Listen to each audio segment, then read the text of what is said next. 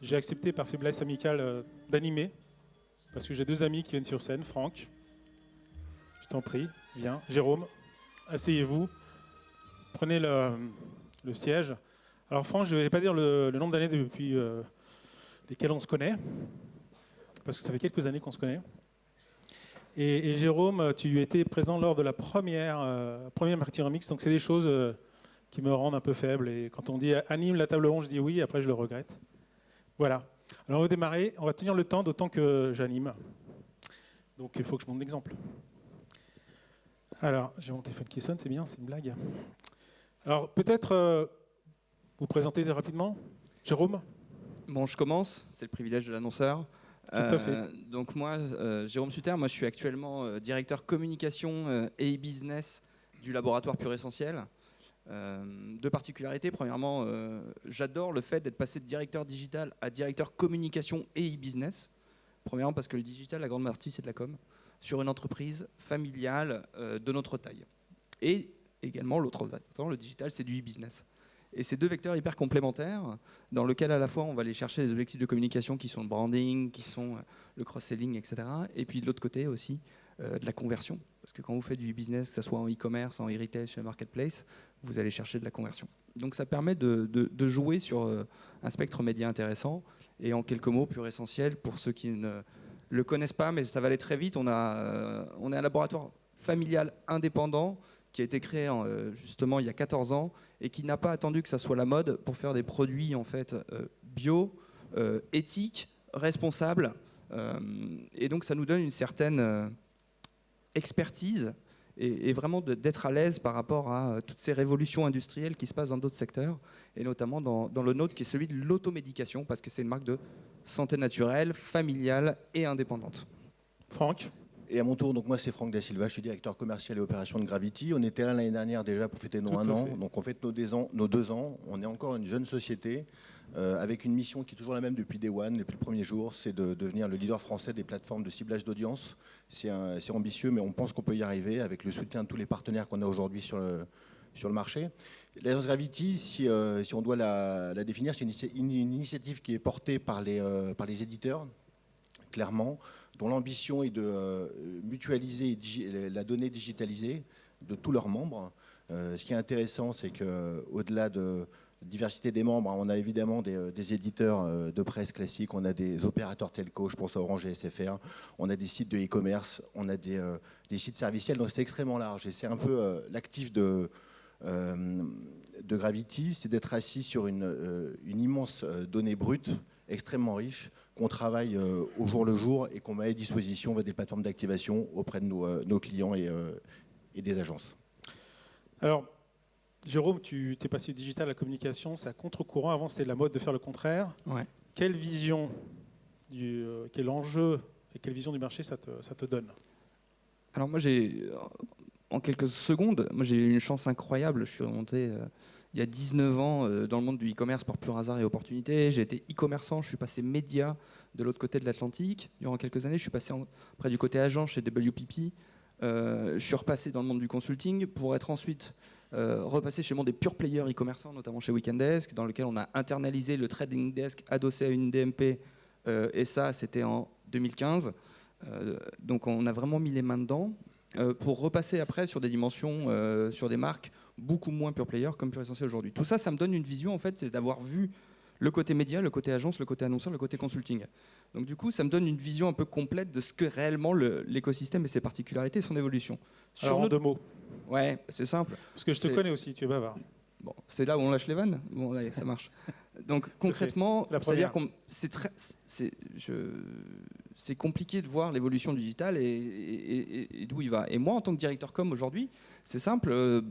Quasiment aujourd'hui, je fais de la télé, je fais de la presse, je fais de la radio, je fais de l'affichage extérieur, etc. Et je fais du digital. Et l'un de mes budgets le plus faible, moi qui viens du digital, c'est le digital. Voilà. Donc ça, c'est la première chose. Pourtant, je suis sur une marque qui a 82% de notoriété assistée en France, qui est dans le top 8 des marques OTC avec des monstres de devant comme Feralgan et Doliprane. Et nous, on est là, petite boîte indépendante, etc., avec un budget de com qui est, entre nous, ridicule versus ces gens-là. C'est divisé par 50, divisé par 100 les montants. On parle de quelques millions, à peine, sur la France.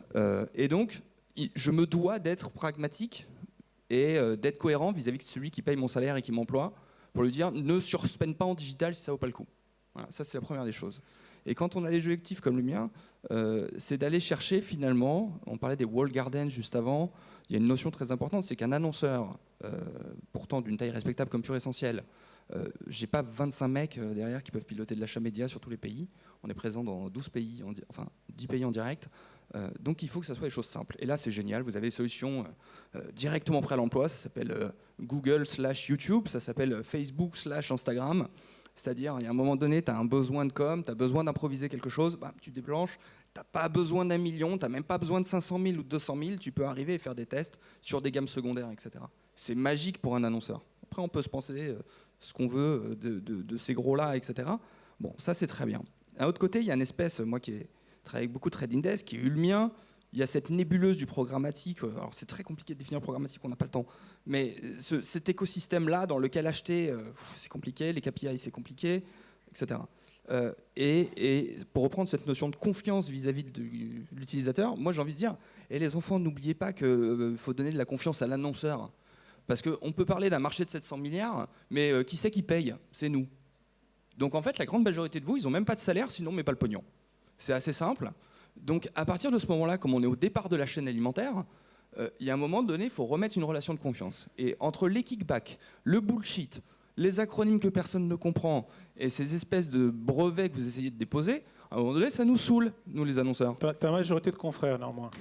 Donc, Mais d'ailleurs, tu as applaudi. Si tu avais. Voilà, merci aux confrères annonceurs qui me comprennent.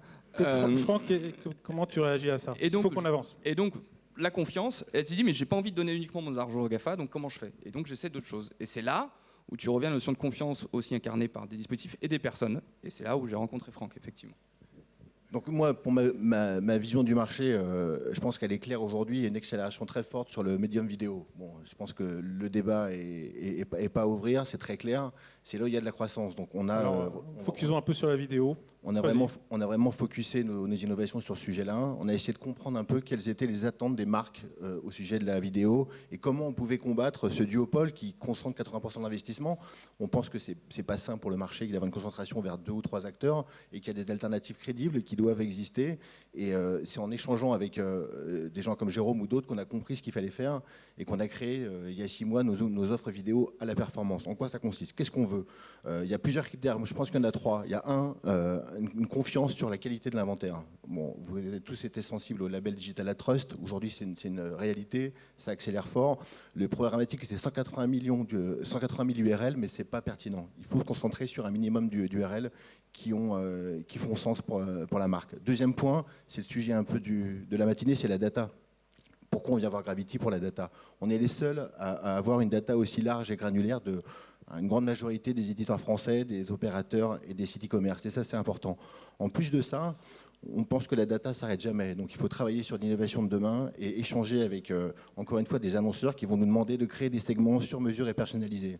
Sur la base d'une connaissance qu'on a extrêmement large, c'est toute l'audience qu'on a sur tous les sites partenaires de Gravity, on est capable de créer des audiences sur la base de mots-clés qui sont extrêmement complémentaires à des audiences sur étagère. Et enfin, il y a un autre point un peu provocateur aussi, on est sur un marché programmatique aujourd'hui qui a un mode de fonctionnement qui est assez onéreux pour les marques. Aujourd'hui, quand vous investissez un budget de 100 €, l'éditeur, en fin de parcours, il a 70 € pour lui, et il y a à peu près 20 à 30% qui sont captés par ce qu'on appelle la taxe technologique, donc l'environnement DSP et SSP. Et nous, aujourd'hui, on a la chance d'être connectés en direct avec nos éditeurs en header bidding, et donc pour un budget média de 15 € sur la vidéo, c'est vraiment 15 € qui est mis dans la machine et pas 10 ou 11, et on pense que c'est important de rendre la valeur aux marques. Et ça, on a l'opportunité de le faire puisqu'on est vraiment au carrefour entre toutes les marques de notre écosystème et avec un accès direct, encore une fois, à leur inventaire. Alors, on va vers la conclusion du talk, ça va très vite. Peut-être parler de ce que vous avez fait ensemble. Ouais, on a Franck plus Jérôme, ça fait quoi? On a fait une campagne ensemble cet été sur notre gamme qu'on appelle anti-pique, c'est-à-dire anti-moustique et autres insectes justement qui piquent, dans lequel on est sur une identification de cible un peu particulière. On est une alternative naturelle et aussi efficace que les produits qui sont beaucoup plus chimiques, on va être gentil. Et donc, c'est assez facile, tu as un spot, tu te dis, de toute façon, moi, je veux plus faire de bannières. Le native en mode Taboola, Outbrain, Ligatus, tout ça, ça n'a jamais été trop j'ai jamais été trop séduit. J'avais pas de temps et pas beaucoup d'argent. Donc, à partir de ce moment-là, tu décroches ton outil vidéo, tu as un spot et tout, tu es content en plus. Et donc, tu fais du YouTube, tu fais du Facebook vidéo, alors j'irais plus du Insta vidéo parce que le reach Facebook, c'est compliqué. Et derrière, tu cherches un peu des alternatives. Et c'est là où, effectivement, on a fait une campagne dans laquelle j'ai pu bencher avec Gravity ce que j'obtenais sur YouTube, notamment sur Facebook, qui était plutôt intéressant par rapport au standard. Et c'est vraiment cet outil de bench qu'on a fait ça. Et les résultats ont été, parce qu'on a très peu de temps, les résultats étaient hyper qualitatifs, efficaces par rapport à mes objectifs justement de faire connaître cette gamme qui est moins connue de nos autres best-sellers. On a passé notre temps, donc les enseignements de la campagne très rapidement. La conclusion rapide, hein, c'est que la démarche qu'on a avec Jérôme, on l'a avec beaucoup d'annonceurs aujourd'hui, démarche de test, donc comprendre un peu quels sont les critères, les KPI de la marque. Et puis comme on a une offre aujourd'hui à la performance qu'on appelle full view, c'est-à-dire qu'on ne facture que les vidéos qui sont complétées et visibles. Et ça c'est clé. La visibilité aussi, elle est sur mesure parce que chaque marque a ses propres normes de visibilité. Donc aujourd'hui, ce qu'on vend chez Gravity, c'est une qualité de data assez unique, et qui évolue. On vend aussi naturellement des performances de campagne, puisqu'on ne facture que les vidéos complétées visibles, et tout le reste, on ne le facture pas. Et ça, c'est très apprécié par les marques, et c'est comme ça qu'on arrive à croître depuis 6 mois. Du TrueView Made in France. TrueView Made in France. Le mot de la conclusion. Merci, messieurs. On a tenu grosso modo. Top.